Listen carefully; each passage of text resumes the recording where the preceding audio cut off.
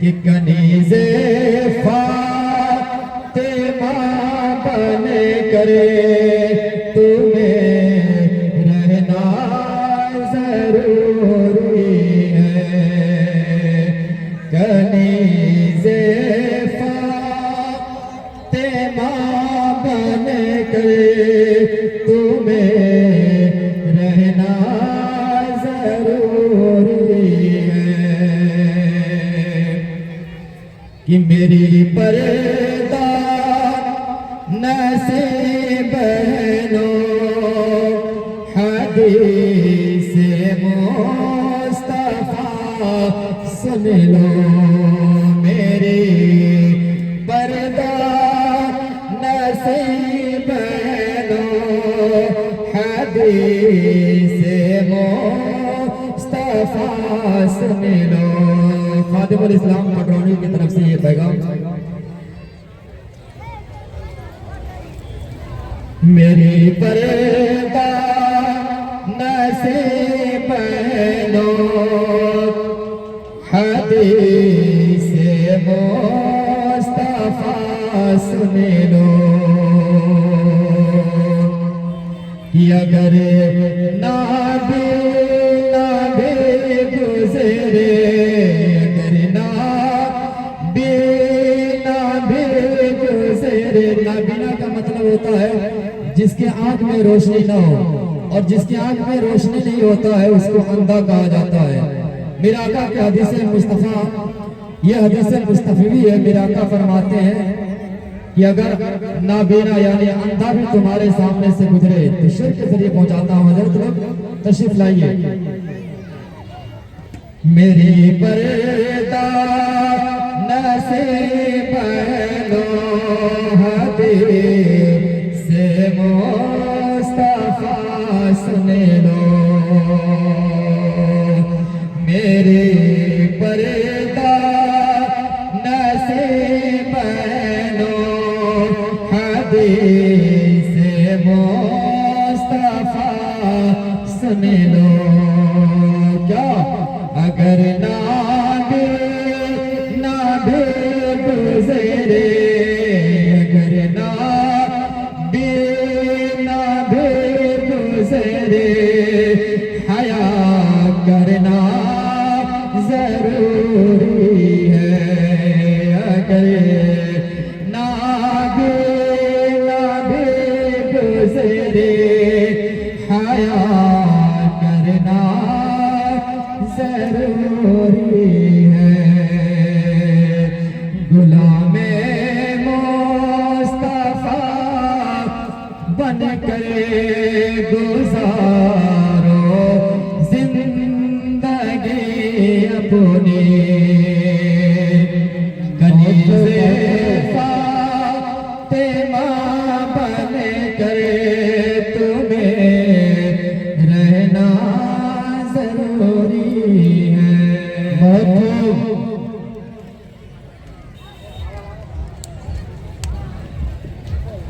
آئیے، اب میں چاہتا ہوں کہ اگر یہ گیٹ کے اندر آ کر کے ڈی جے بجا رہے ہیں لوگ تو ان کو منع کر دیجئے کہ ڈی جے مت بجائے، بلکہ یہاں محفل میلاد میں آ کر کے بیٹھے۔ اگر کچھ سننا چاہتے ہیں تو پھر میں بھی آپ کو کچھ سنا دوں۔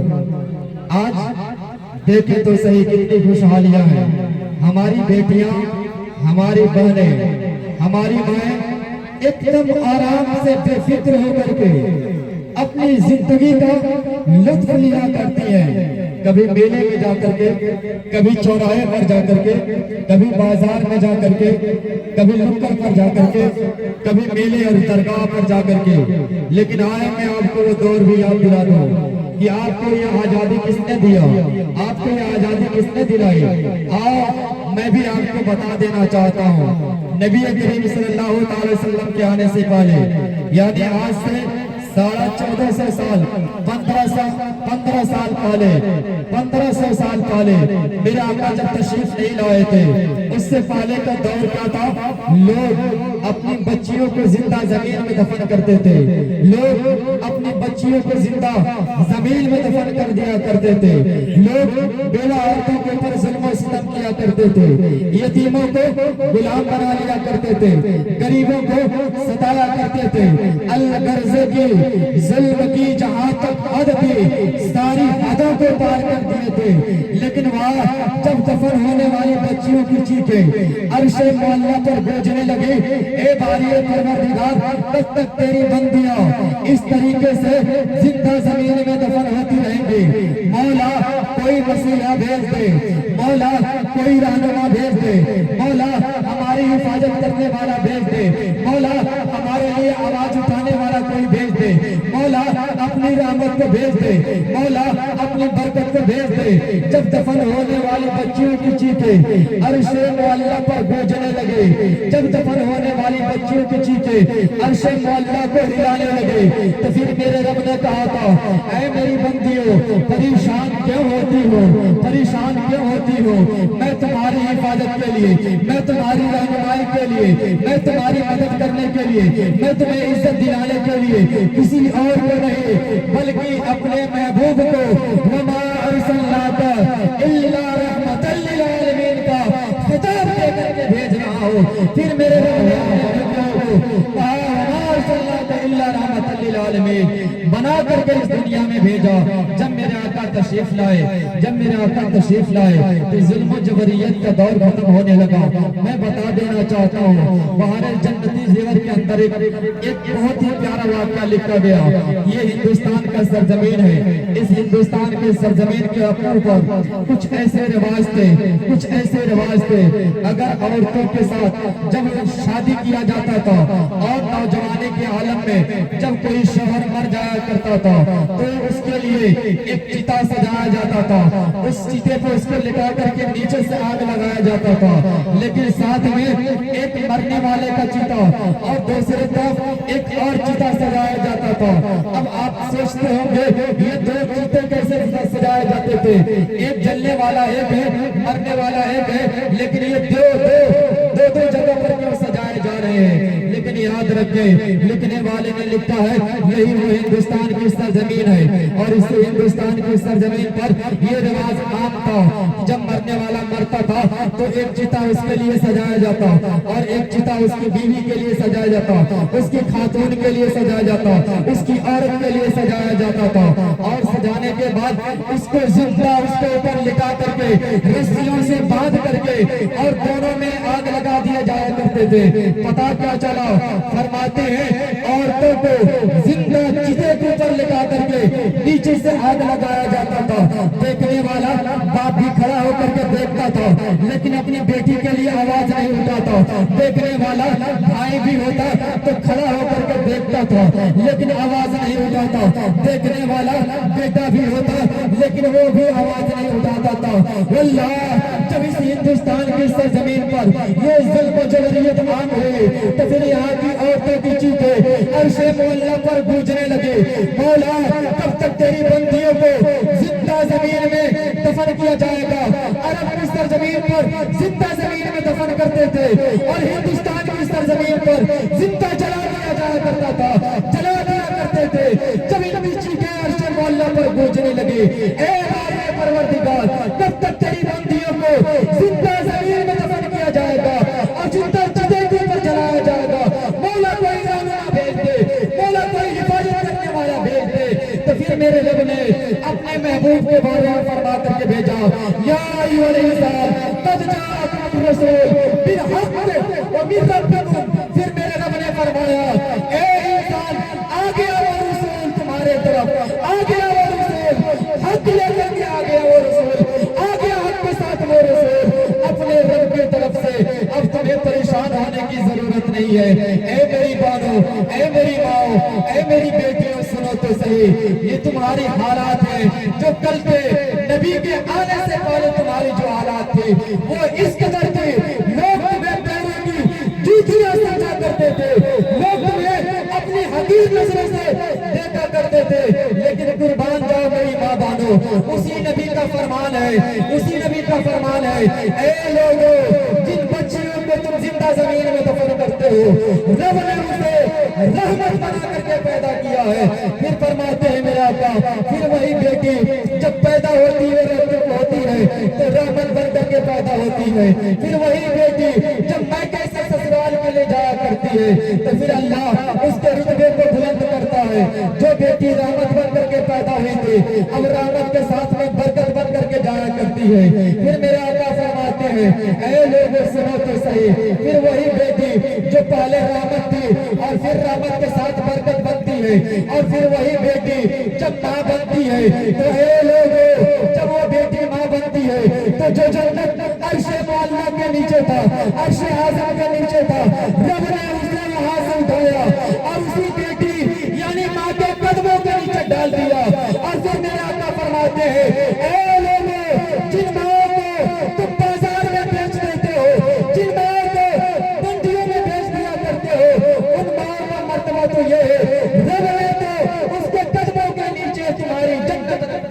نعرہ تکبیر، نعرہ تکبیر، نعرہ رسالت، نعرہ رسالت، سرکار کی آمد، سرکار کی آمد، آقا کی آمد، آقا کی آمد، نعرہ تکبیر۔ آئیے آقا کی بارگاہ میں لے کر کے چلتا ہوں۔ میرے آقا ہیں، ایک صحابی حاضر ہوئے، ایک صحابی حاضر ہوئے، فرماتے ہیں یا رسول اللہ صلی اللہ علیہ وسلم، یا رسول اللہ صلی اللہ علیہ وسلم، میں نے فلاں نکل پر دیکھا ہے، فلاں جگہ سڑک کے کنارے دیکھا ہے، ایک چھوٹی سی بچی ہے جس کو کسی نے لا کر کے پھینک دیا ہے، جس کی عمر 3 مہینے کی ہے۔ میرا آقا فرماتے ہیں میرے صحابی جاؤ جا کر کے اس بچی کو میرے پاس لے کر کے آؤ۔ اے میری بہنوں یہ پیغام تمہارے لیے ہے جو آج تم بے پردہ گھوما کرتی ہو، تمہیں عزت اگر کسی نے دی ہے تو وہ میرے آقا کی طرف سے تمہیں عزت ملی ہے۔ اس آقا کی عزت دی ہوئی عزت کو لے کر کے آج تم بے حیا ہو کر کے بے پردہ ہو کر کے جو مارکیٹ اور بازاروں میں گھوما کرتی ہو، آؤ سنو میرے آقا کی حدیث ہے کہ میرے آقا نے تمہیں عزت کس طرح دی ہے۔ جو باپ اپنی بچیوں کو زندہ زمین میں دفن کرتے تھے آج وہی بچیوں کے لیے ترستے ہوئے نظر آتے ہیں۔ میرے آقا کے بارگاہ میں صحابی حاضر ہوئے، فرماتے ہیں یا رسول اللہ میں نے فلاں نکل پر ایک چھوٹی سی بچی کو دیکھا ہے، یا کوئی ماں یا کوئی باپ لا کر کے اپنی بیٹی کو پھینک کر کے چلے گئے ہیں، اسے کوڑے میں ڈال کر کے چلے گئے ہیں، جہاں کوڑے میں پھینکے جاتے ہیں وہاں ڈال کر کے چلے گئے ہیں۔ میرا آقا نے فرمایا ہے میرے صحابی جاؤ اور اسے میرے پاس لے کر کے آؤ۔ جب صحابی گئے بچی کو گود میں اٹھائے میرے آقا کے بارگاہ میں حاضر کر دیے۔ میرے آقا بچی کو گود میں لیتے ہیں، پیشانی کو چومتے ہیں، رخسار کو چومتے ہیں، لبوں کو چومتے ہیں، اور چومنے کے بعد صحابی کرام سے فرماتے ہیں اے میرے صحابیوں ہے کوئی جو اس بچی کی پرورش کی ذمہ داری لے لے، ہے کوئی جو اس بچی کو پالنے کے لیے ذمہ داری اٹھا لے، ہے کوئی جو اس بچی کی زندگی کی حفاظت لے لے۔ اللہ اکبر۔ حضرت ابو بکر آگے بڑھے، حضور مجھے دے دیا جائے۔ حضرت عمر آگے بڑھے، حضور مجھے دے دیا جائے۔ حضرت عثمان آگے بڑھے، حضور مجھے دے دیا جائے۔ حضرت علی آگے بڑھے، حضور مجھے دے دیا جائے۔ حضرت ابو ہریرہ آگے بڑھے، حضور مجھے دے دیا جائے۔ ایک بدر صحابہ کرام میرے آقا کے بارگاہ میں حاضر ہوتے گئے، حضور اس چھوٹی سی بچی کو مجھے دے دیا جائے، اس چھوٹی سی بچی کو مجھے دے دیا جائے، میں اس کی پرورش کروں گا، میں اس کی زندگی کی ضامن بنوں گا، میں اس کی زندگی کو پرورش کروں گا، میں اس کو پال پوس کر کے پروان چڑھاؤں گا۔ میرے آقا کے بارگاہ میں ایک بدر ایک صحابی کرام حاضر ہونے لگے۔ ایک بوڑھے میاں صحابی ہے، ایک بوڑھے میاں صحابی ہے، ایک بوڑھے میاں صحابی ہے، ایک کنارے کونے میں بیٹھے تھے، اچانک جارے قطار رونے لگے، آنکھوں سے آنسو کے قطرے بہانے لگے، چیخیں مار کر کے روتے ہیں۔ صحابہ کرام نے جب انہیں روتے ہوئے دیکھا تب پلٹ کر کے دیکھتے ہیں ایک بوڑھے میاں صحابی ہے چیخیں مار کر کے رو رہے ہیں۔ میرے آقا کے بارگاہ میں حاضر کیے گئے۔ میرے آقا فرماتے ہیں اے میرے بوڑھے صحابی ذرا بتائیں تو صحیح آخر آپ کے رونے کا سبب کیا ہے؟ آپ کے رونے کا وجہ کیا ہے؟ آخر آپ کیوں رو رہے ہیں؟ فرماتے ہیں یا رسول اللہ صلی اللہ علیہ وسلم میں چاہتا ہوں کہ اس بچی کو مجھے دے دیا جائے، اس بچی کو مجھے دے دیا جائے، میں اس بچی کی پرورش کی ذمہ داری لینا چاہتا ہوں، میں اس بچی کو اپنے ساتھ رکھ کر کے اس کو قربان چڑھانا چاہتا ہوں، آپ اس بچی کو مجھے دے دیں۔ میرے آقا نے ان کی محبت کو دیکھا، میرے آقا نے ان کے درد کو دیکھا، میرے آقا نے ان کی چاہت کو دیکھا، میرے آقا نے ان کے طلب کو دیکھا، میرے آقا نے ان کے آنسو بہانے کو دیکھا اور بیٹی کو اٹھایا، ان کے گود میں دے دیا۔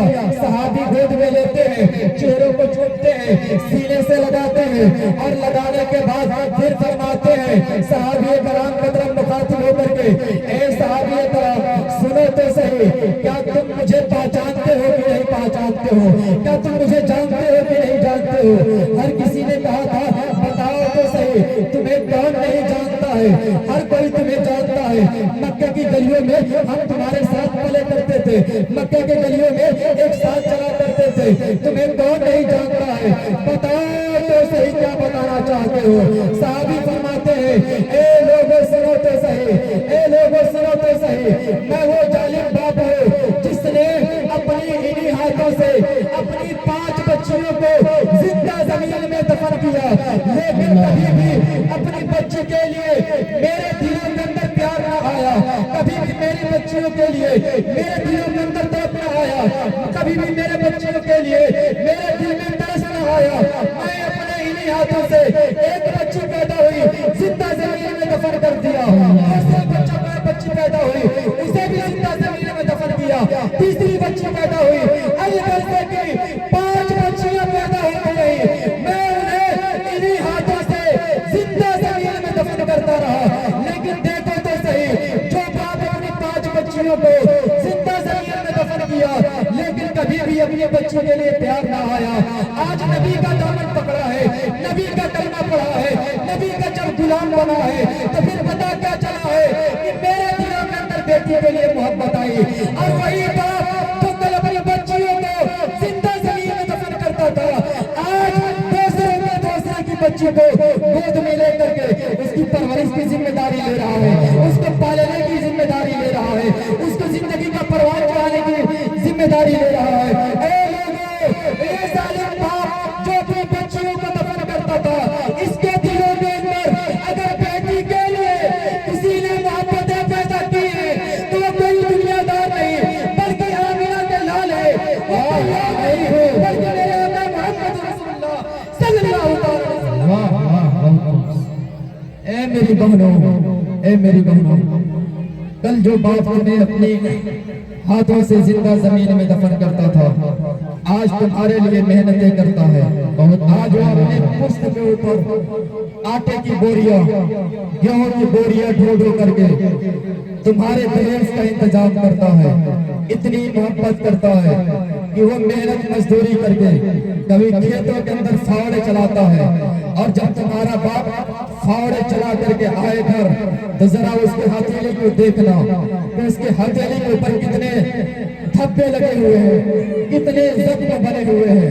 اے میری بہنوں، تمہیں جو عزتیں ملی ہے، آج جو باپ تمہارے لیے مشقتیں اٹھا رہا ہے، تمہارے دہیز کے انتظام کے لیے محنت اور مزدوریاں کر رہا ہے، وہ تو باپ کل تمہیں زندہ زمین میں دفن کرتا تھا۔ تم یہ کیوں نہیں سوچتی ہو کہ باپ کے دلوں کے اندر جس نے محبتیں ڈالی وہ مدینے والے ہیں، باپ کے دلوں کے اندر بیٹی کے لیے جو الفت ڈالا وہ کوئی اور نہیں، یہی 12 ربیع الاول والے ہیں، یہی سوموار کے دن پیدا ہونے والے ہیں، وہی بھور کے اندر پیدا ہو کر دنیا والوں کو مہکانے والے ہیں۔ آئیے اماں آمینہ کے بارگاہ میں چلتے ہیں، اس نبی کا فرمان عالی شان ہے، اس نبی کی شان عالی شان ہے۔ میرے آقا کے بارگاہ میں چلتے ہیں، میرے آقا کے بارگاہ میں ایک صحابی حاضر ہوئے، ایک صحابی حاضر ہوئے، ان کا نام تھا حضرت،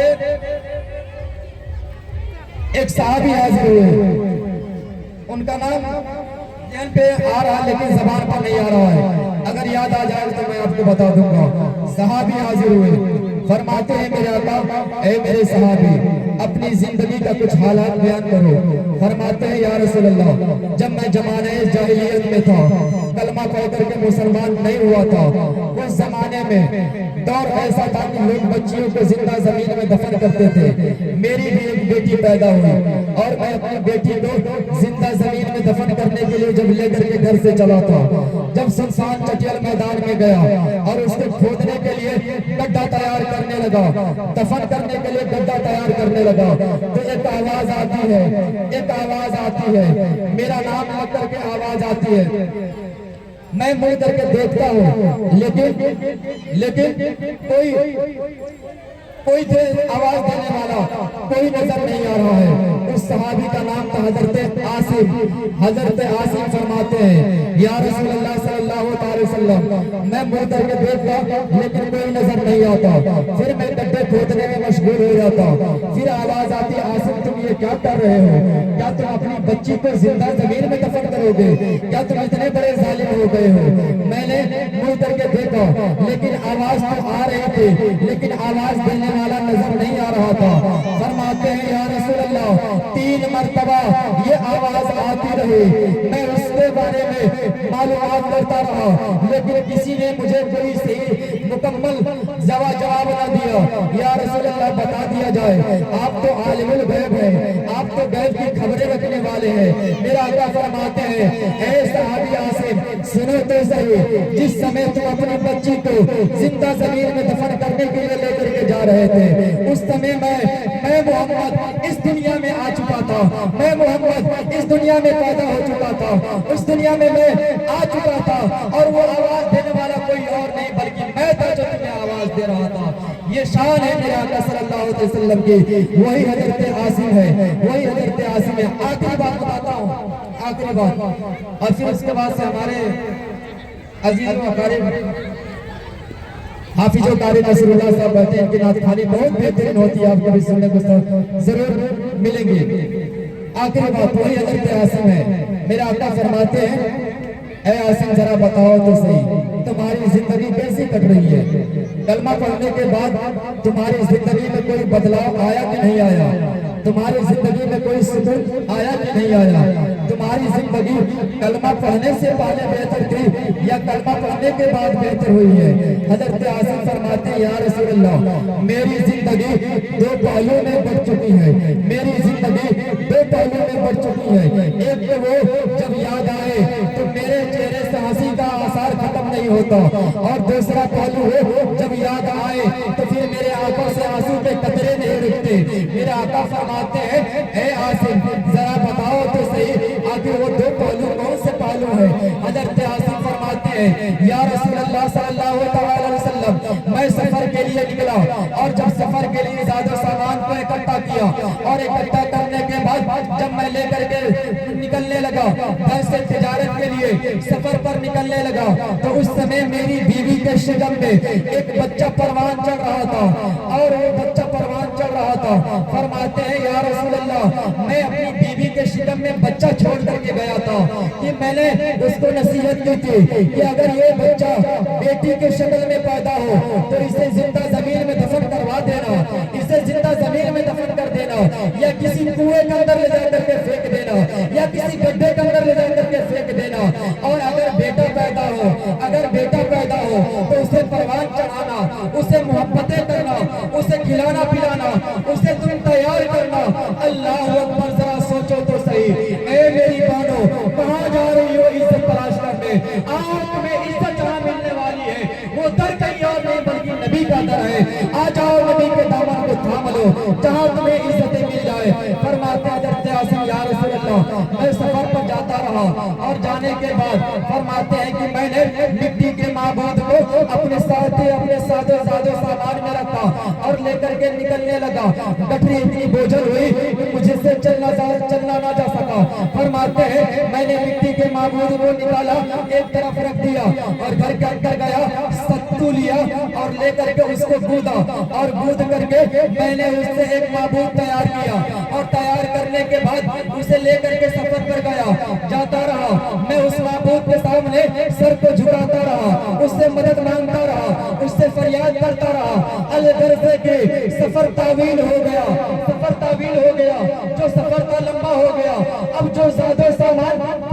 تھا اب وہ ختم ہو گیا.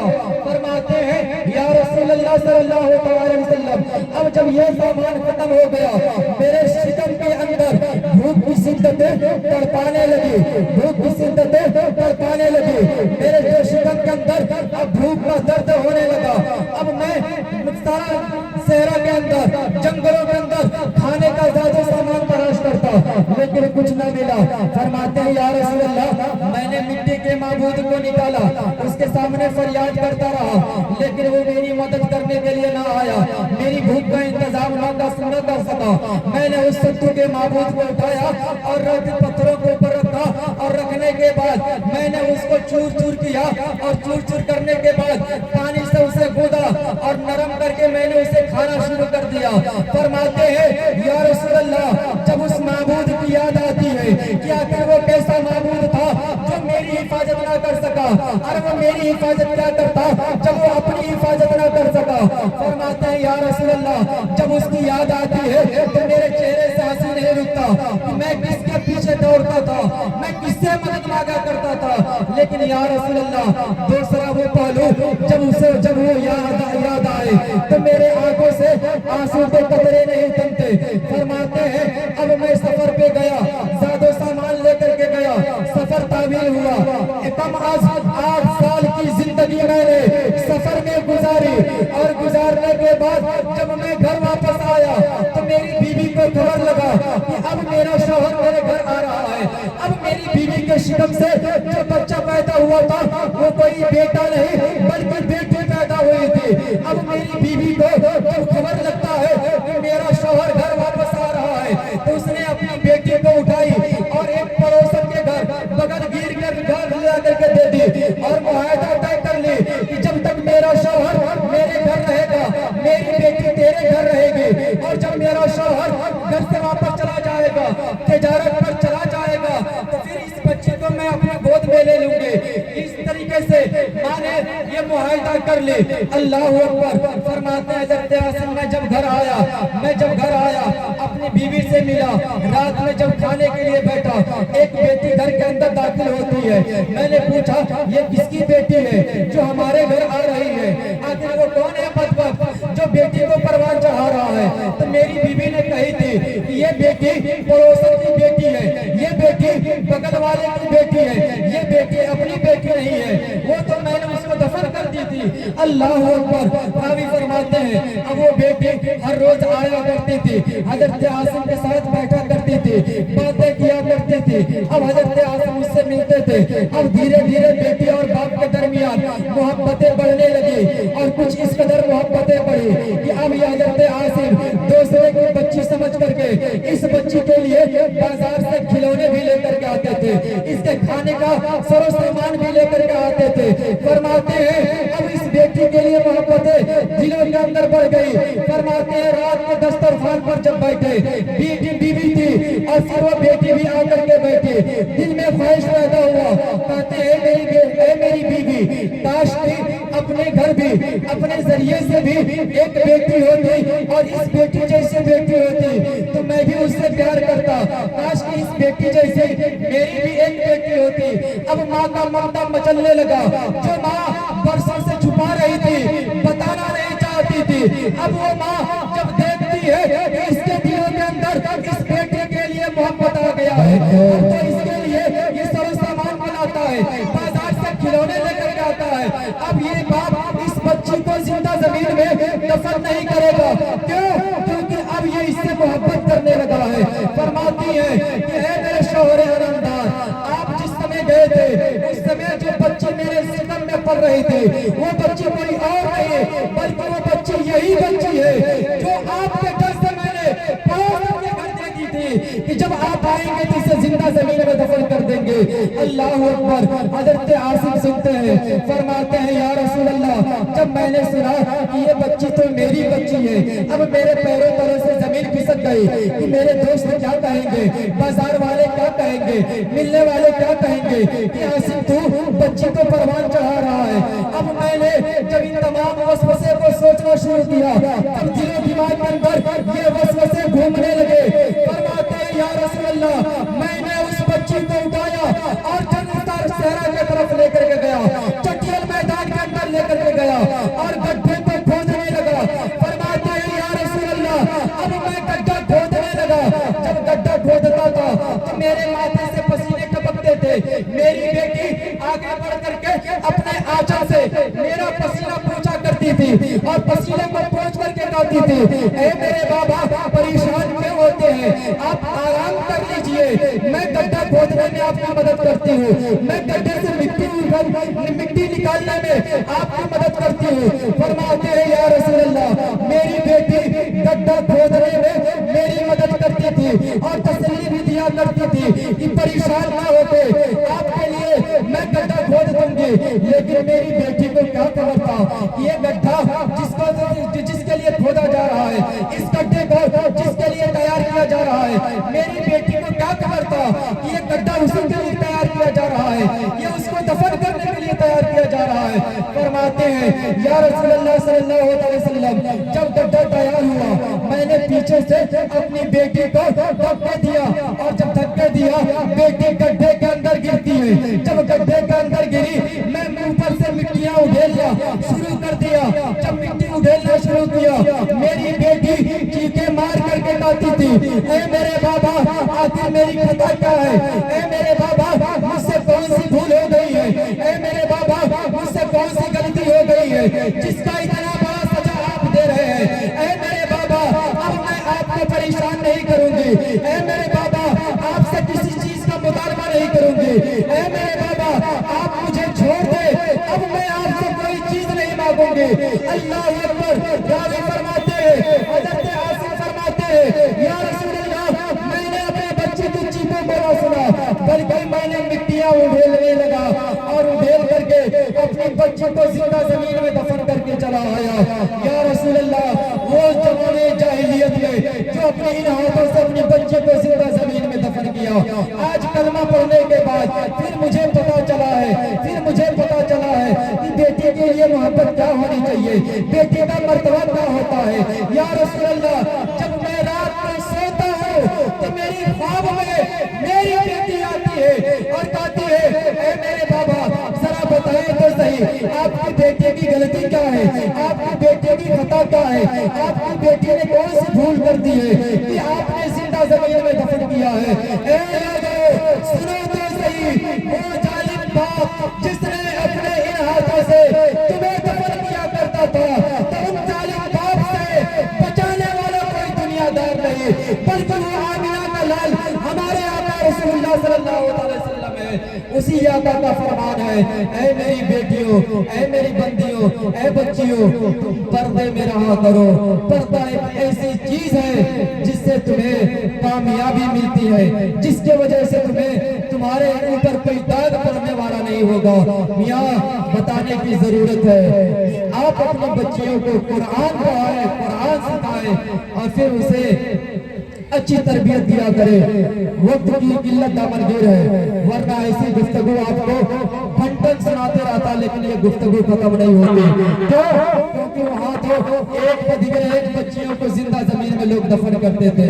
میرا عزیزان ملت اسلامیہ بولنے میں کہنے میں کوئی کوتاہیاں کوئی غلطیاں ہوئی ہو تو پھر میں رب کے بارگاہ میں توبہ کرتا ہوں، استغفر اللہ ربی من کل ذنب واتوب الیہ۔ اور میں ساتھ ہی ساتھ حضرت حافظ قاری نصر اللہ صاحب کو ایک فرمائش کے مطابق نعشوں سنانے کے لیے کہوں گا کہ حضور آ جائیے، حضور آ جائیے، آ کر کے سنا دیجیے۔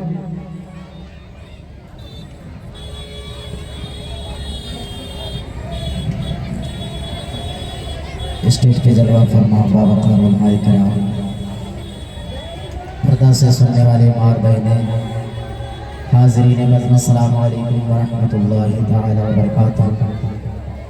آئیے کو سننے اور سنانے سے پہلے اپنے آقا نامدار مدینے کے تاجدار دونوں عالم کے مالک و مختار حضور نبی کریم سرکار مصطفیٰ علیہ وسلم کی بارگاہ میں قصو پناہ میں جی لگا کر عقیدت و محبت کے ساتھ تشریف پڑھنے کے اللہم صلی علی سیدنا شفیعنا حبیبنا محمد بارک وسلم صلی اللہ علیہ وسلم، سلام علیکہ یا حبیب یا رسول اللہ صلی اللہ علیہ وسلم۔